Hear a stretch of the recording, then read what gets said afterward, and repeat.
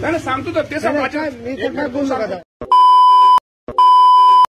का माहिती करू नको सापडला तुला काय केलंय मी तुला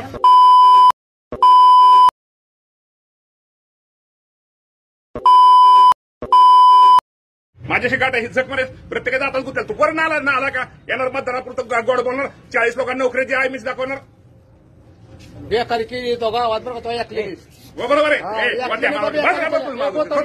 बोलू त्याला बोलावं लागेल तो बेकारी केली आता गाव खरं तुम्ही अंतुर्ण्या गावामध्ये ज्यावेळेस सगळ्या बुधवार तालुक्यात फिरत असताना अंतुर्ण्यामध्ये मला एका बुथच्या बाहेर बुथचा काय संबंध होता एका गावाच्या बाहेर गर्दी दिसली आणि गर्दी आणि बाचाबाची चाललेली मी पाहिली. मी तिथं थांबलो आणि तिथं गेलो आणि गेल्यानंतर तिथं पैशाचं वाटप होतंय आणि मुलांना नोकरीचे आमिष दाखवलं जातंय असं तिथं हा विषय चाललेला होता. मी तिथं गेलो त्यावेळेस त्या कार्यकर्त्या बारामती कर्मचाऱ्यांनी दिसलो नाही. तो माझ्याबद्दल सुद्धा शब्द वापरत होता बोलत होता. तेव्हा निश्चित प्रकारे मी तिथे गेल्यानंतर मला तो राग थोडा अनावरण झाला. शेवटी मी काम करणारा माणूस आहे.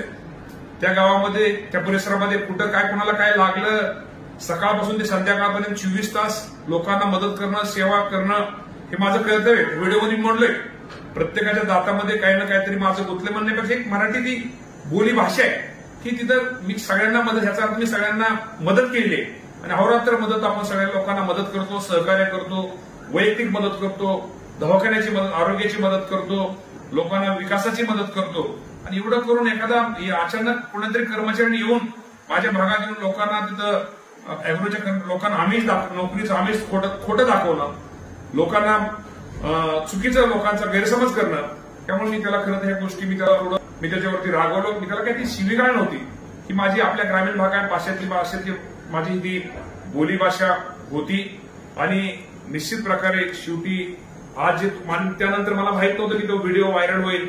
हे कदाचित मी चिडावं मी हे करावंच कदाचित त्या कार्यकर्त्याचा व्हिडिओ व्हायरल तो केलेला आहे. त्यामध्ये राजकारण हे निश्चित प्रकारे दिसतंय पण माझा उद्देश नव्हता.